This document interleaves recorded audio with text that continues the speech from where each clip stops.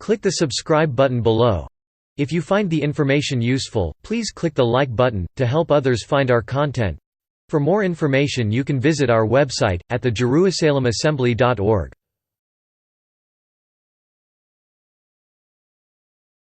The Jerusalem Assembly. January 26, 2016. Righteousness vs. Wickedness by Ruben D. Garcia. I often remember the advice of my beloved parents. I had two great and humble parents, each with different personalities and attitudes. My mother was the romantic and sensitive one. My father a man of strong character and well-disciplined. Even though they were total opposites, their relationship was one of mutual respect and honor. These principles they passed to my siblings and me. There is not one day that passes that their inspired advices are by my side, especially the religious ones. In this area my mother had the most to say. She, a devoted Catholic, went to church just about every weekend and throughout the weekdays. She often conducted novenas, a 9-day period of praying with a rosary, doing penance, and good deeds. I became very familiar with all of the aspects of this ritual. My growing years were surrounded by the embrace of the activities of our local Catholic Church, even to the point that I became an altar boy for many years. It was a period of peace, love, and searching for answers. I had an inquisitive mind. My parish advisor, Father Seraphim, often heard my questions and provided the answers along the discipline of the Catholic Church. This meant that not all of my questions found favor in his eyes.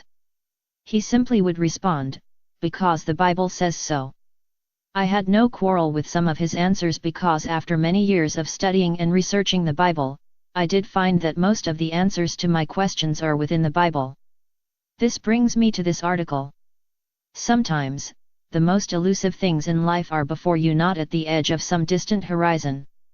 For years, from early childhood, I asked the meaning of righteousness. I had a pretty good idea what wickedness was. After all, you cannot go to the nearest grocery store without observing some degree of wickedness camouflaged in the form of a lie, misconduct, or an ill act. Wickedness surrounds us daily. They interact with us, as well with others. The duration, intensity, and effect is depending on each individual situation. So, about wickedness I had a pretty good idea. However, when it came to righteousness, all I could think was the opposite of what I had already learned from observing wickedness, and this is the way many of us see it throughout our lives. But just knowing and not recognizing how to measure it was my quandary. If wickedness is so vast across the manifestation of the evil spectrum, where does righteousness falls? Anyone with a normal conscience would recognize that righteousness is not as widespread as wickedness is. Why is this, I asked myself. What makes this world of ours to be so skewed toward wickedness and yet but a fraction toward righteousness? I think that there should be a balance between the two, but more than often I encounter wickedness far ahead of righteousness. I felt that there had to be an answer to this quandary. I felt that my life would not be fulfilled unless an answer could be provided. Throughout the years, I heard from various ministers and Bible readers various opinions, but they all seem not to answer my question but provide a definition. In their effort to make me recognize that righteousness was an act we must all perform, failed to provide the underlying reason of why does wickedness outscore righteousness. After several periods of research here and there, I found the answer in the Gospel of Luke. Luke is my favorite Gospel because it does identify the lineage of the Hebrew people, and even this Gospel does not have the sway of Matthew. It offers tantalizing truth to various scenarios mostly Bible readers overlook. It is one of these passages that does not have the glory or impact of the other more overwhelming ones of Jesus' ministry. But I consider this passage to answer the elusive question of how righteousness is measured when compared to wickedness. Luke's writing begins with a simple passage where Jeshua, Jesus, is again teaching about faith and forgiveness. How appropriate for this article. Jeshua emphasizes that temptations to sin are sure to come, but woe to him by whom they come, Luke 17:1. He goes on by adding what a hard-working servant may do for his master just because of what his master asks for him to do. You may not realize this, but you as a worker, whether a carpenter, a butcher, a lawyer, or a doctor, you are always going to be asked, and in some cases demanded to perform beyond the already stipulated duties. Just as the servant plowing the fields and after completing such task may have to come and prepare a meal for his master, should the master be complimentary and ask the servant to sit with him at his table and eat of the food he prepared, or would you rebuke him, or discredit him?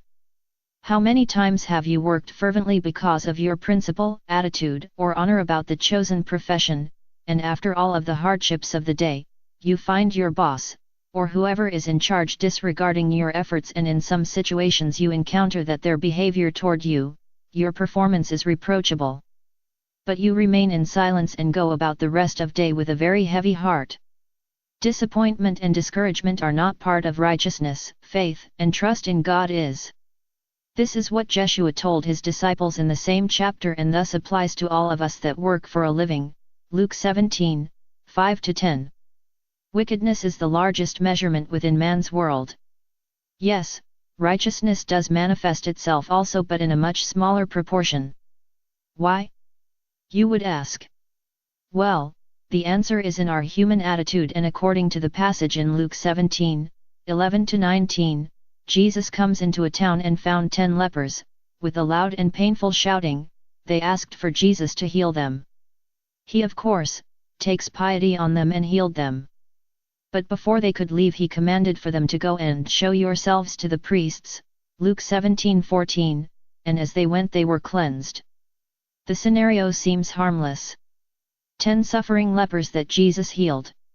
He's been doing this all along the Sea of Galilee and surrounding communities, but what is interesting is who these 10 lepers were. To your amazement, at least one was a Samaritan, and possibly were others, because Judaic people would not mingle with Samaritans, thus from my perspective a large number of them were Samaritans, Luke 17:16. I want you to remember that during Jesus' time, Samaritans were viewed as a lower class with unwarranted courtesy, opportunities, or special privileges. In fact, a couple of episodes during Jesus' ministry are recorded where he used the attitude, actions, of a Samaritan toward foreigners when in need to be more compassionate than that of his own Judaic people taking care of their own people, Luke 10:33, 17:16, John 8:48. The answer to my question and the explanation of my article in How to Measure Righteousness is in the following verses of Luke, in which Jesus asked, "Were not 10 cleansed? Where are the 9? Luke 17:17. It seems that only one came back and the others gave no thanks. The other 9 never came back. So, what is the moral of the story? Our efforts, no matter how heavy or labor-intense they may be, will not be recognized by peers, bosses, supervisors, or managers.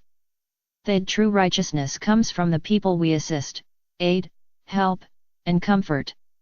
It is the outsider, the so-called Samaritan of our time, that will recognize our efforts, because righteousness can only be viewed by the needy. Jesus taught this throughout his ministry. So do not be disconsolate because neither your boss, nor your peers recognize your abilities and your efforts. Some good Samaritan out there will, and when you hear of their gratitude for all you have done while under your care, it is priceless. It is during this moment when you experience righteousness and God's eternal guarantee, "I will bless those who bless you and curse him, her, that curses you," Genesis 12:3. Unfortunately, just as only one came to say thank you to Jesus out of 10, so will you experience that but a fraction of those you help would ever say thank you. But rest assured that before God your good actions do not go unnoticed. God will send one individual to thank you for what you did while under your care or service. Be patient. Have faith and trust in God's great manifestations, not on the ones from your peers, or bosses. They too have ambitions and agendas, and these always come with greed, jealousy, envy, and reproach. Oh, yes, how do you recognize the wicked one manifesting wickedness? That is the one that is lazy and complains a lot and does not desire to help anyone except themselves, but loves to instigate whenever it is convenient to them. One more thing to notice: wickedness loves cliques. It is here where wickedness loves company. So do not be saddened if a coworker speaks behind your back or alters facts to protect their wickedness. Just remember that righteousness is also to forgive. Be happy and pleased that at least 10% of what you do is rewarded by that outsider, that stranger, that Samaritan. The other 90% we may not be rewarded or recognized for, but do not let this sadden you, because that 1/10 is priceless, just as a small diamond is more valuable than a piece of marble of the same size. It is not the quantity of your efforts that God looks at, it is the quality of your intents wrapped in honesty, humility, and compassion. These are the traits of the righteous one, and the opposite belongs to the wicked one. Finally, now that you have an idea how righteousness is measured and at what level you may find it, here is my advice: be confident in your abilities and trust God. Wickedness and wicked people may seem to succeed more than the righteous ones, but more often than not, the wicked suffers in relationships, health, spirituality, and financially. God promised that He will take care of His children as long as His children keep faith in Him and not in mankind. Lamentation 1:18.